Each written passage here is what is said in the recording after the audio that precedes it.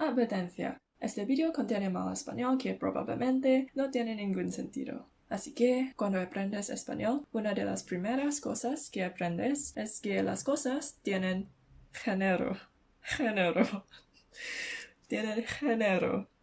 Normalmente, las cosas femeninas terminan con la letra A y las masculinas con la O. Por ejemplo, un hombre de China se llama chino y una mujer de China se llama china. Así que China es el país y la gente son chino y china. Suecia, Suecia, Suecia, Suecia.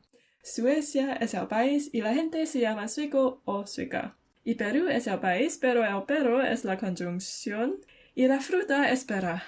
Espera. Y voy a la casa de mi amigo y veo a su mascota.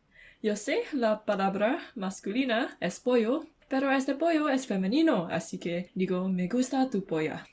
Cuando me di cuenta mi error, intento decir, estoy avergonzada. Pero la palabra en inglés para avergonzada es embarazada, así que digo, estoy embarazada. Bueno, hay algunas cosas son similar en español y inglés. Cuando hay más de una cosa, tú añades un S. Una persona, muchas personas. Un libro, dos libros. Una pera, 26 peras. Pero 2:30 es la hora, y 2:02 es la hora y la ropa para tus pies.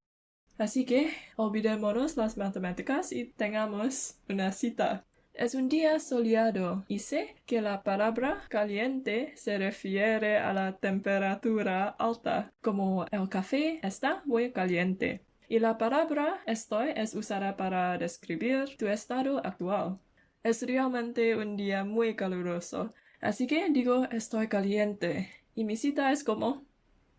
Ahora mira. Muchas palabras son similares en inglés y español. A veces puedes añadir una A o una O a las palabras en inglés para obtener palabras en español. ¿Correcto? Correcto. Rápido, rápido. Documento, document.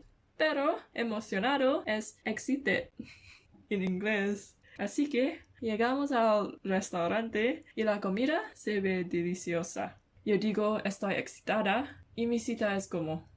Y conservantes es preservatives en inglés.